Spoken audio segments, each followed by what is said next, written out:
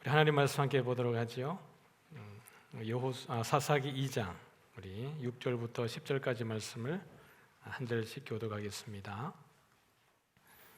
사사기 2장 6절부터 10절까지 말씀을 한 절씩 교독하겠습니다. 제가 6절을 읽겠습니다. 전에 여호수아가 백성을 보내매 이스라엘 자손이 각기 그들의 기업으로 가서 땅을 차지하였고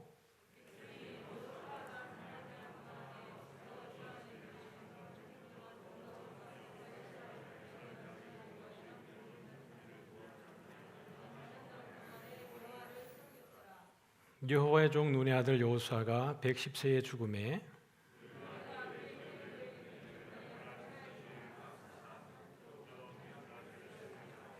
같이 읽습니다. 그 세대의 사람도 다 그 조상들에게로 돌아갔고 그 후에 일어난 다른 세대는 여호와를 알지 못하며 여호와께서 이스라엘을 위하여 행하신 일도 알지 못하였더라. 아멘. 오늘 말씀 제목은 같이 읽어볼까요? 다음 세대와 다른 세대의 차이는 무엇일까요? 네, 오늘 말씀의 제목입니다.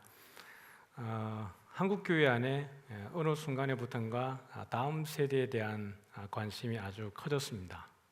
교회 학교가 부흥했었기 때문에 사실 한국 교회가 부흥을 했고 그렇게 했는데 어느 순간부터 이제 교회 학교들이 점점 더 문을 닫게 되어지는 환경이 생겨진 겁니다.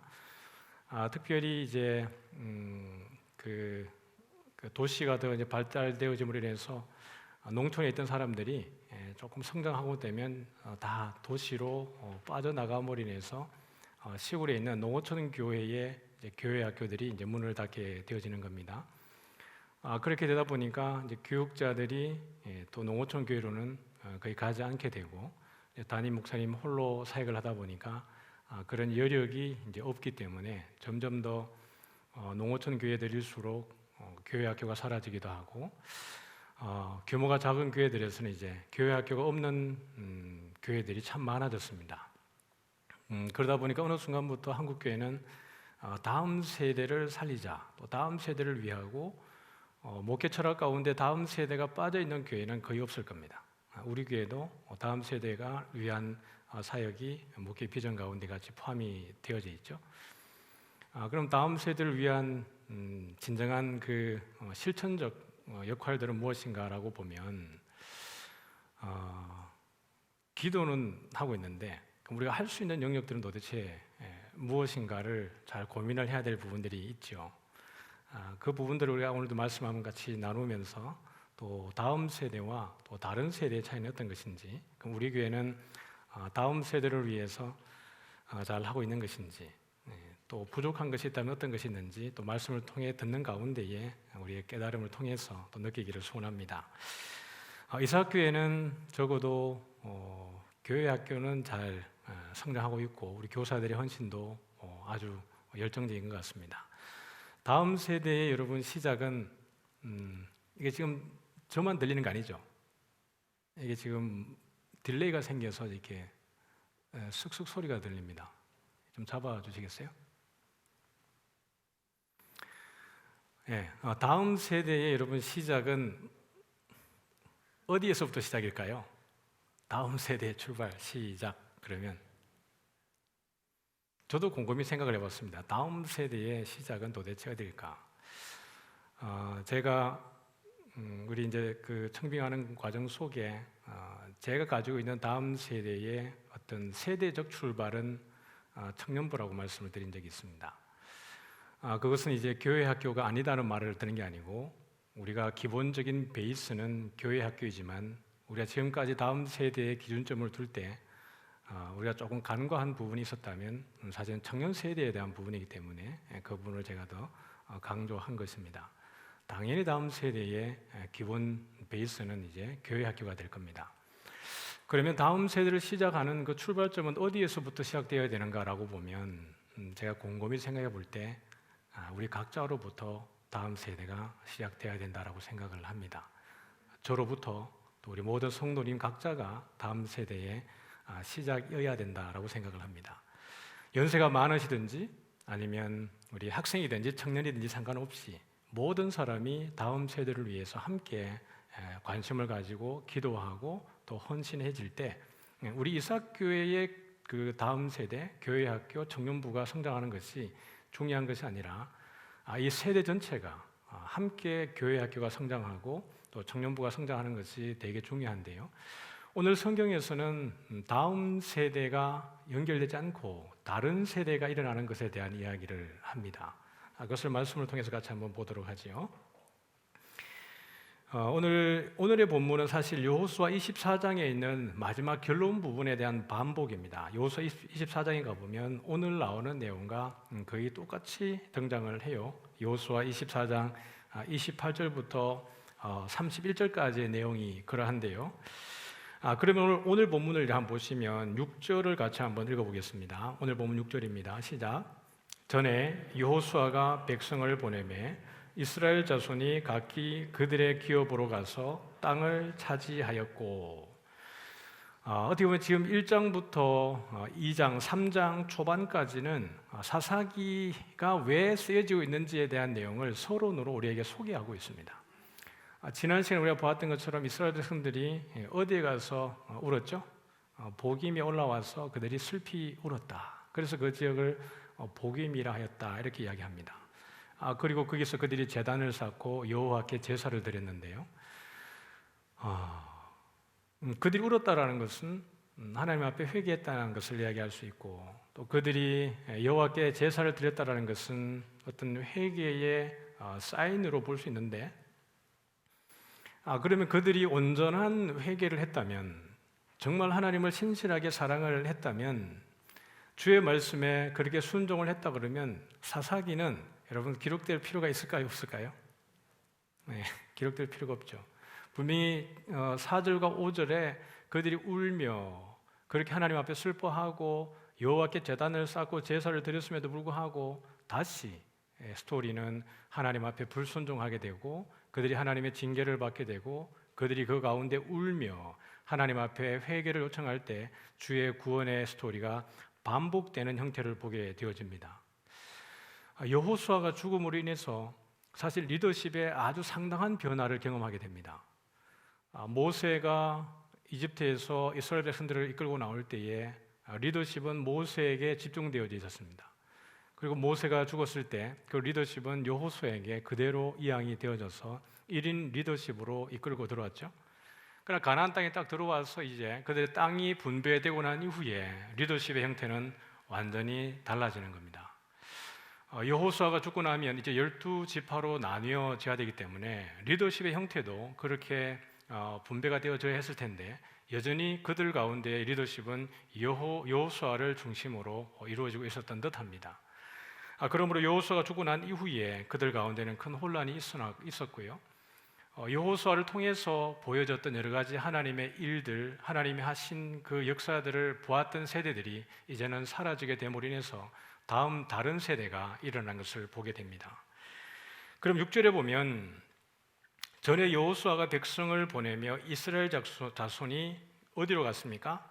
각기 그들의 기업으로 가서 땅을 차지하였고, 그러면 지금 이들이 가서 각기 차지한 기업으로 받은 땅은 여러분 이들이 애써서 그들이 노력해서 수고해서 전쟁해서 차지한 땅입니까? 아니면 하나님께서 준비해 주신 땅입니까?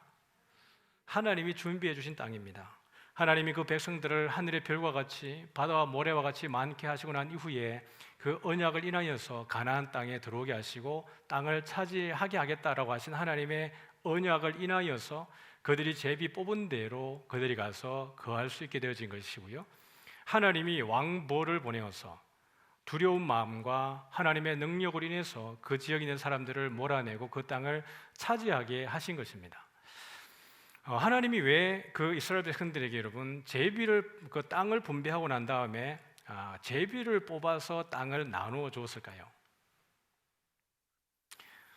그렇지 않습니까? 예를 들면 제비를 뽑았을 때 이게 12지파가 이 땅을 제비를 뽑아가지고 동쪽에 있는 2지파 반과 서쪽에 있는 9지파 반이 제비를 딱 뽑았을 때에 뽑는 족족 이 모든 사람들이 모든 상황 가운데 이러면 마음에 들었을까요? 안 들었을까요? 땅을 이렇게 다 이렇게 정탐을 하고 와가지고 분배를 다 했습니다. 땅을 나누어 놓고는 이게 제비를 뽑는 거예요. 그러면 여러분, 이 제비를 뽑는다는 것은 제비를 뽑을 때마다 신통해가지고 내가 원하는 지역에 있는 땅을 다 뽑았을까요? 아니면 내 의지와 상관없이 이게 땅이 뽑혀지게 되었을까요? 예, 내 의지와 상관없이 땅이 뽑혀지는 겁니다. 근데 왜 하나님은 그 이스라엘 사람들이 땅을 분배할 때 굳이 제비 뽑기라는 방식을 선택하셨을까요? 예를 들면, 야, 다 나와봐. 그렇게 해서 여호수 앞에 딱 세워놓고 너희들이 원하는 땅을 한번 얘기해봐. 그럼 1번부터 시작해가지고 자기들이 원하는 거 다 하고 겹쳐지면 우리 회의 한번 하자.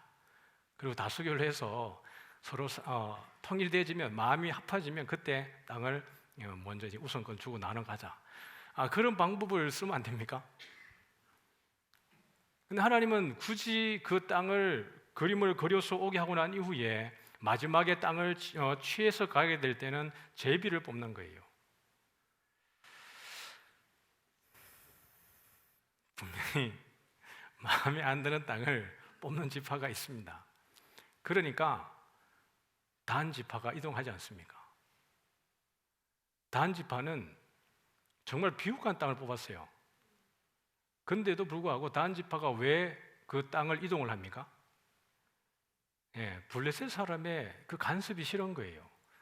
두니까 계속 와서 이제 공격하고 괴롭히니까, 야, 우리는 전쟁이 없는 땅으로 가고 싶다. 그래서 그들이 찾은 땅이 저 북쪽에 라이스에 갔는데 거기에는 전쟁도 없고 참 평안했더라 그랬습니다. 그래서 단 지파가 거기 올라가서 그 사람들을 내쫓고 거기에 땅을 차지한 거예요.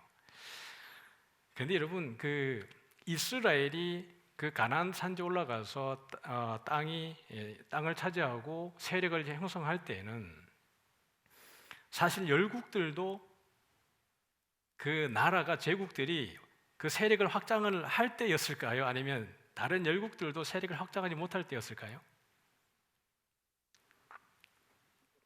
제가 질문 한 번이 할 것 같지 않습니까? 가나안 땅에서 이스라엘 백성들이 세력을 확장할 때는요, 그 열국들도 그렇게 크게 세력을 확장하지 못할 때였습니다.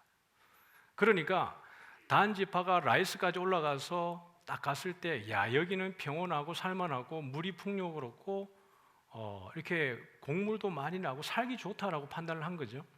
그런데 이스라엘이 딱 위기에 처하게 되는 경우가 언제부터냐 그러면 열국들이 힘을 얻기 시작할 때부터 이스라엘은 힘들어지기 시작합니다.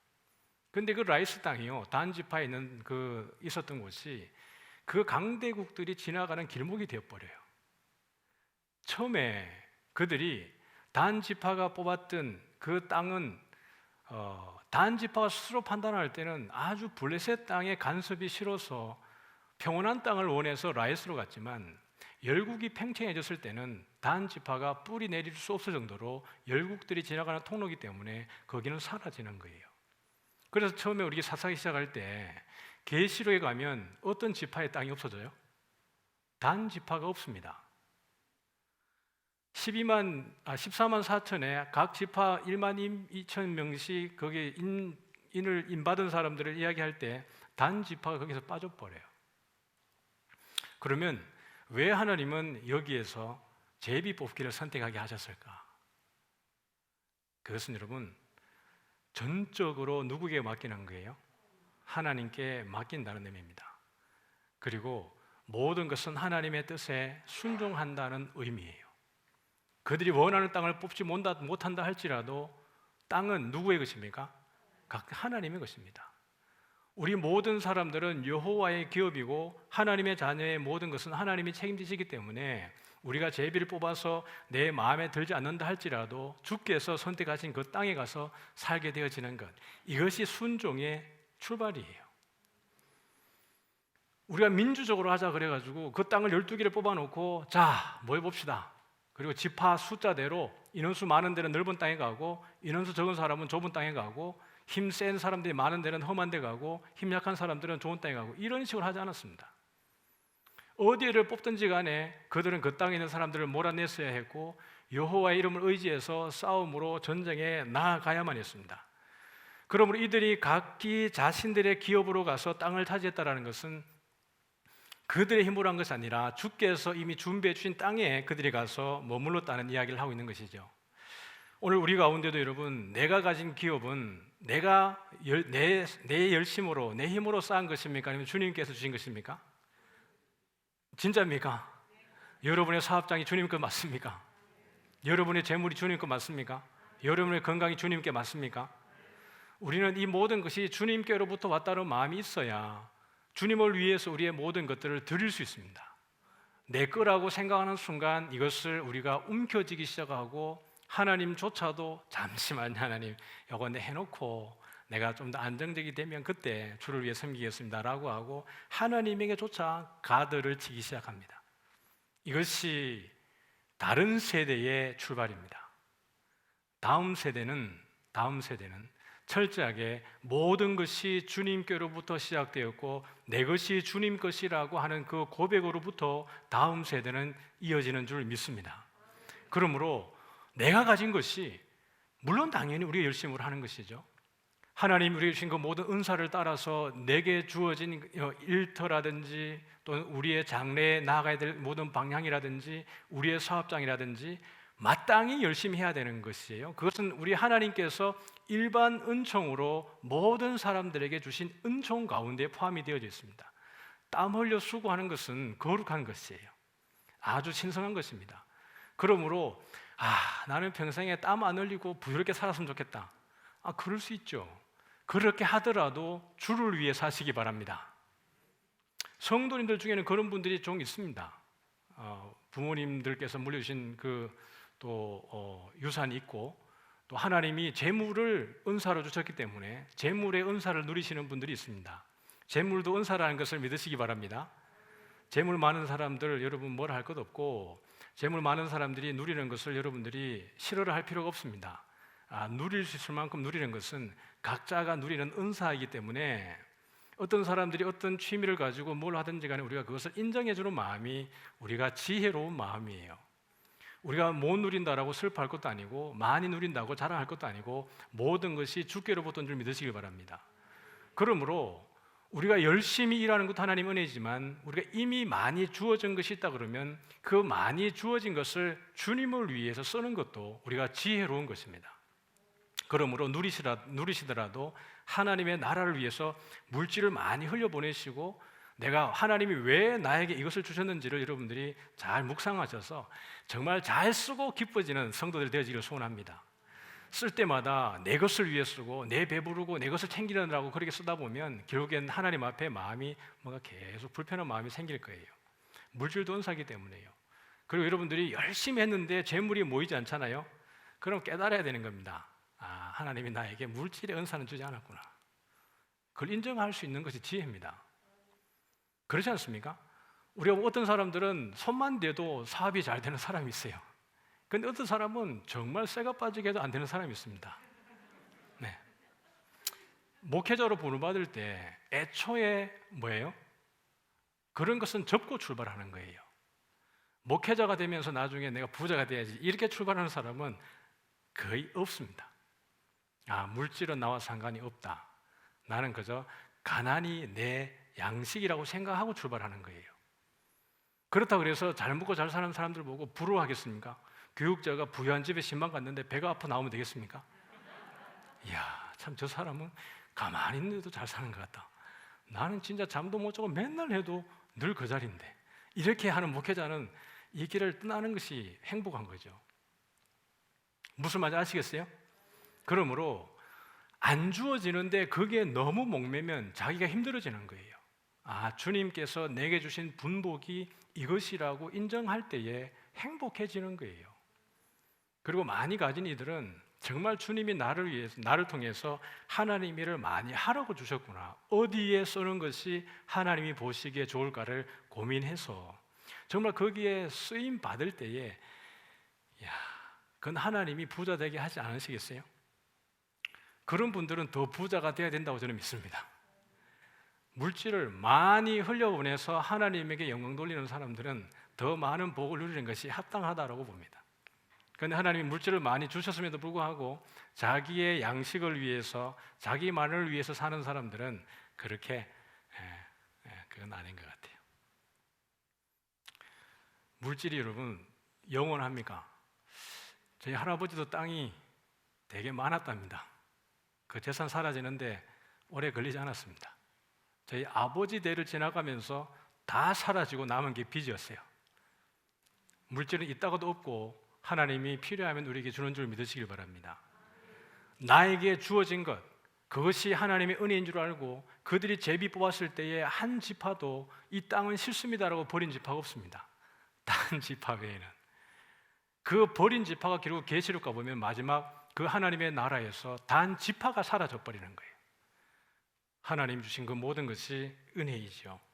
그러므로 다음 세대의 출발은 바로 우리입니다. 내가 주님 안에서 주신 것에 대해 감사하고 순종하고 믿음 안에 서어져 있을 때 우리 이사학교의 다음 세대가 큰 복을 누릴 줄 믿습니다. 저는 이제 지난번에 교회 학교 쭉 이렇게 원로 목사님 설교하실 때에 각 부서마다 이렇게 한번 탐방을 했습니다. 이게 소름 돋았습니다. 우리 교사들이 정말 열심히 하시는구나. 그리고 아이들이, 부모님들도 되게 감사하죠. 그러니까 이사교회가 참 하나님의 복을 받고 있다는 것이 그런 것 같아요. 이 코로나 시절에 지금 30% 간격 두기도 지금 어떻게 보면 마음이 불안해서 안 보낼 수 있는데 부모님들이 보내준다는 것은 부모님들이 교사들을 신뢰하고 있다는 얘기입니다. 우리 이사교회 교사들 신뢰할 만하고 그래도 이 친구들이 집에 있는 것보다는 교회 가는 것이 낫겠다고 판단하기 때문에 부모님들이 보내주시는 것이고 아이들도 마다하지 않고 오는 줄 믿습니다. 그러므로 우리 교회학교 교사들께 너무 감사하고 또 이를 위해서 지원하는 교회 우리 너무 좋은 것 같아요. 어떤 부서에 가보니까 아이들이 너무 많이 와가지고 거리두기 하느라고 교사들은 위에 가가지고 온라인으로 예배드리고 아이들은 밑에서 예배드리고 이런 우리 부서도 있으니까요. 참 귀한 고민을 하고 있는 것 같습니다. 오늘 7절 말씀을 같이 한번 보면요, 오늘 본문 7절입니다. 시작.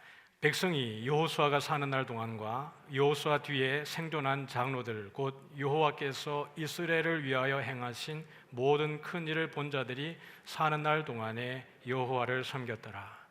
이것은 복선 같죠? 하나의 복선 같습니다. 뭘 이야기하냐 그러면 여호수아가 사는 날 동안이라고 이야기하는 겁니다. 그 다음에 뭐죠?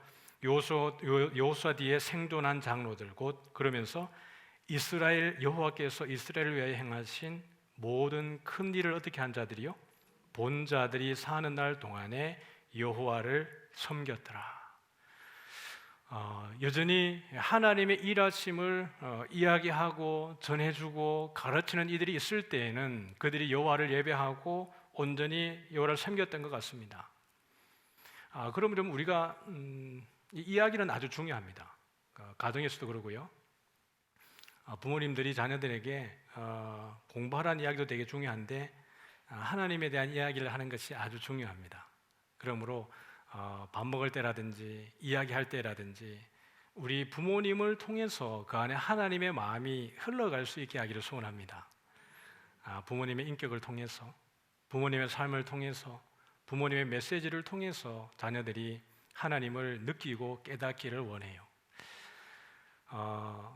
코로나가 되면서 가정폭력이 되게 더 많이 늘었고요. 관계적으로 불화되는 과정들이 더 많이 늘었습니다. 외부로 나가지 못하다 보니까 내부적으로 함께 있으면서 생기는 갈등, 폭력 이런 것들이 많이 있는데요. 자녀들이 가장 힘들어하는 것이 부모님으로부터 온전히 사랑을 받지 못했을 때 그러한 마음들이 신앙에게까지 연결된다는 거예요. 부모님을 온전히 신뢰하지 못하고 거기에 사랑받지 못했을 때 선생님조차도 사랑하지 못하고 존경하지 못할 뿐만 아니라 믿는 하나님에 대해서도 불신하는 경우들이 종종 생겨집니다. 다 그런 것은 아닙니다. 그런 가운데 우리가 좀 더 우리가 하는 모습을 통해서 말을 통해서 하나님의 이야기를 많이 하면 좋을 것 같아요. 저희 선친이 젊은 날에는 교회 열심히 다녔습니다. 열심히 다니시고 그 선친이 쓰시던 그 가계부 보면 가계부에 그 뒤에 보면 설교문들도 있습니다. 아마 장년들 대상으로나 학생들 대상으로 설교도 하셨던 것 같습니다.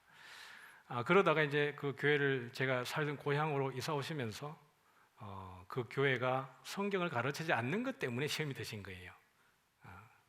성경을 안 가르친 건 아닌데 옛날에는 이제 예배 들어가기 전에 주일 장령 공과를 나눴던 것 같은데 아마 그걸 안 하는 것 때문에 저희 아버지가 이 교회는 왜 말씀도 안 가르치나 싶어서 그때부터 마음이 좀 상해서 교회를 안 나가신 것 같습니다. 근데 제가 태어나서 자랄 때 그 아버님이 교회 가는 모습은 한 번도 못 봤지만요. 이제 늘 보았던 것은 동네 여호와의 증인들이 와서 이렇게 전도하면 우리 가정에 딱 오면 발을 못 붙이고 나갔습니다. 아버지가 이 여호와의 증인하고 해가지고 늘 이렇게 그 여호와의 증인들을 내쫓는 걸 봤는데요. 저희 아버님이 평소에는 가만히 계시다가 술만 먹으면 야 일로 와봐라 그래가지고 아담과 하와 때부터 이야기를 하시는 겁니다. 맨정신에 하면 좋은데 맨정신에 하는 건 한 번도 본 적이 없고 술만 조금 취하면 일로 와봐 그래가지고 아담과 하와부터 시작해서 이야기를 쭉 하세요.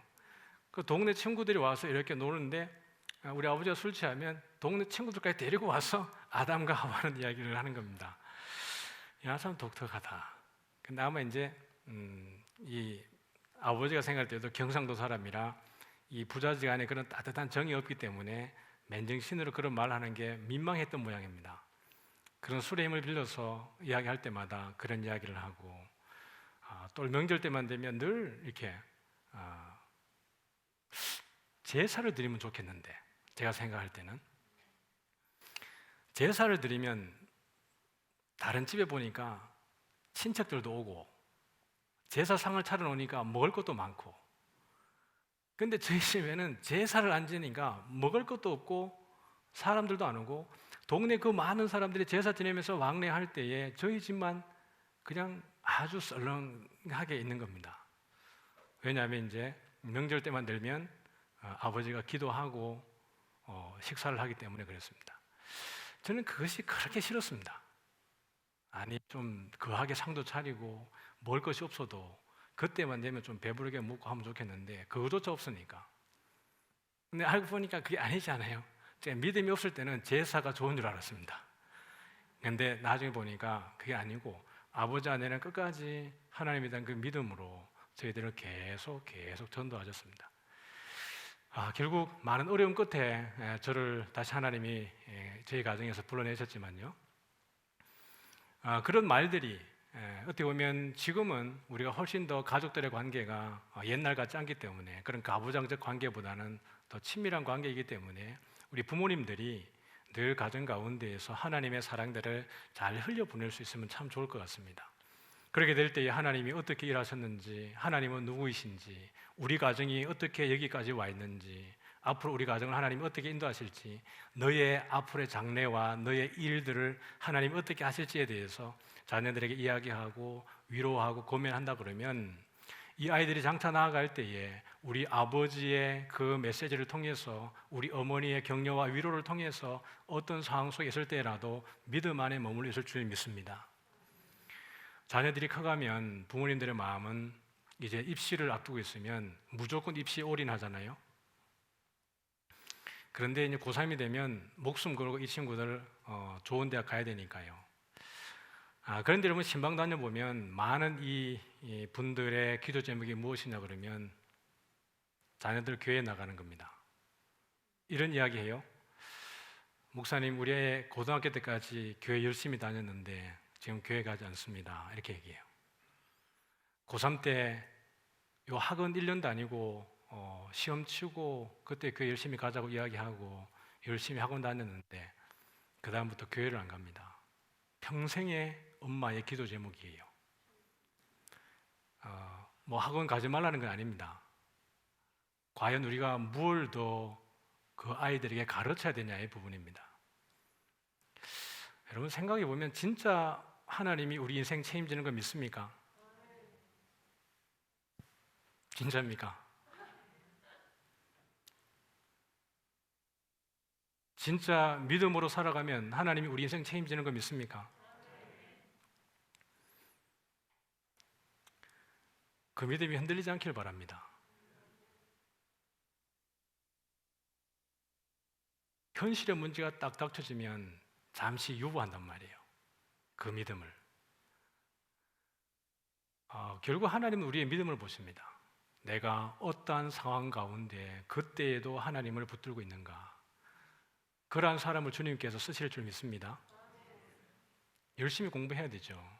그럼 하나님 거기에 맞게 쓰시니까요. 그러나 여러분 잘 생각을 해보세요. 대한민국에서 공부 잘해가지고 출세하는 사람은 3%밖에 안 됩니다. 현실을 알고 덤벼야 되는 거예요.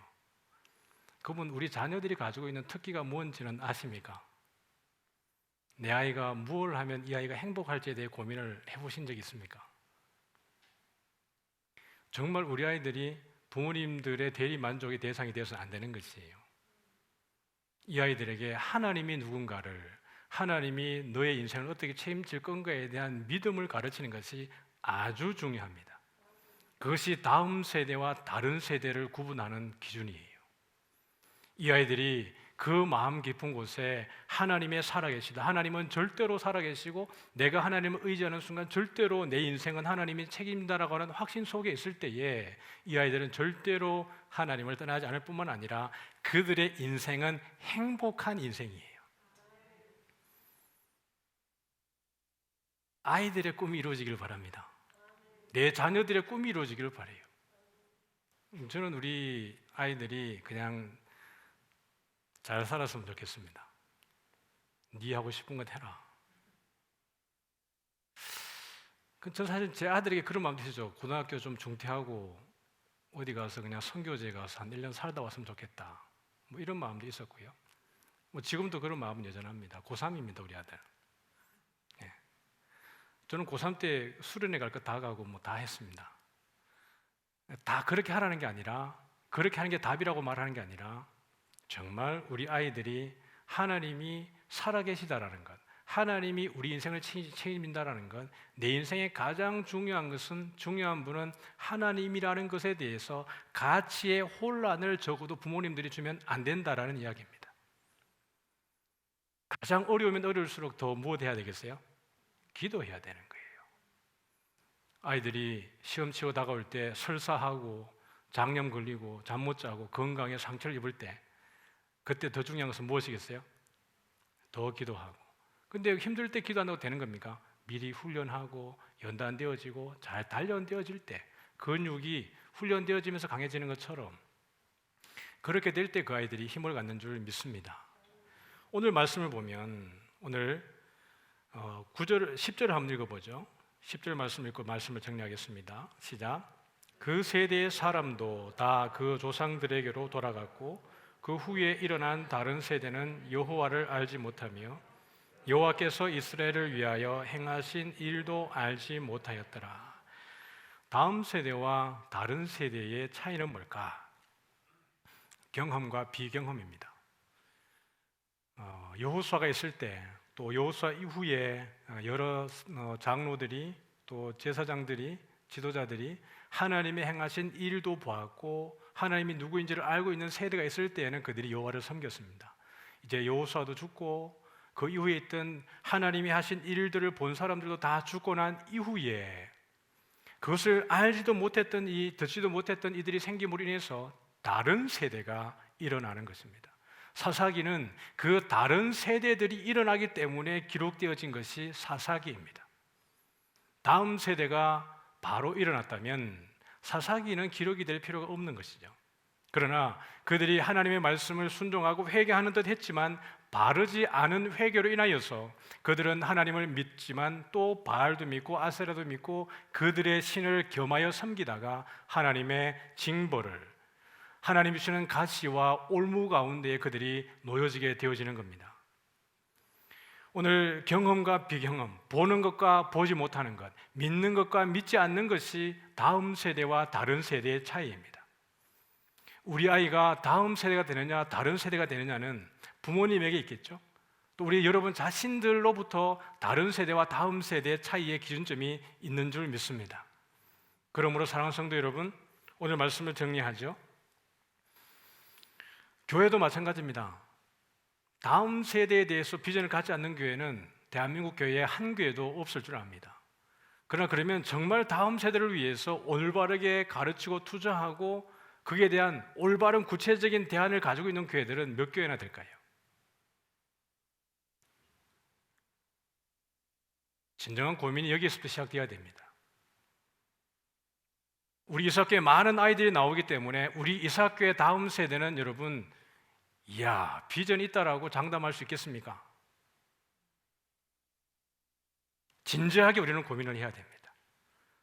숫자가 다음 세대입니까? 우리 이사학교에는 다음 세대를 위해서 잘 준비되어지고 있는 것이 맞습니까? 부정한다는 말씀 드린 게 아닙니다. 우리 이사학교가 잘못하고 있다는 말씀 드린 게 아니라 정말 이 다음 스탠스에 대한 고민이 있는가에 질문을 던지는 겁니다. 과거에는 강산이 변하는데 몇 년 걸렸습니까? 10년 걸렸습니다. 지금 강산이 변하는데 몇 년 걸릴 것 같으세요? 몇 년요? 과거에는 세대가 변화되는 것에 따라서 교회가 준비하고 하는 것이 천천히 가도 됩니다. 그러나 이제는 그 세대를 뛰어넘어 있다는 것을 우리는 잊어서는 안 되는 거예요. 아이들은 이미 AI라고 하는 인공지능이라는 것과 함께 놀고 있는 세대에 들어왔습니다. 그러나 우리는 아직도 아날로그와 그 디지털의 그 경계선에서 교회는 머물러 있다는 거죠. 다음 세대는 이 현실에 대한 우리의 올바른 분석으로부터도 시작되어지는 것입니다. 우리 이사교회가 청년부와 다음 세대가 열심히 뛰고 있고 역동성을 가지고 있습니다. 그러나 그 다음 스탠스는 어떻게 준비되는지에 대해서 우리가 더 고민하지 않는다면, 그리고 우리 주변에 있는 많은 교회들과 우리는 보조를 같이 맞추겠다고 생각하면 우리는 이미 늦어지는 겁니다. 우리는 한 발 앞서서 다른 이들의 모델이 되어야 될 필요도 있다라는 것을 말씀을 드리는 겁니다. 사랑하는 성도 여러분, 다른 세대는 여호와를 알지 못하고 여호와를 경험하지 못하고 믿지 않음으로부터 생겨지는데, 그것은 누군가가 중간에 온전한 리더십을 가지고 있지 않기 때문에 이런 일들이 벌어지게 된 것입니다. 우리 이사학교에는 이미 그 역할들을 잘 감당하고 있고 충분히 우리 가장님들 또 교사들이 잘 감당하고 있습니다. 제가 지금 던진 질문은 우리 교육자들에게 던지는 질문입니다.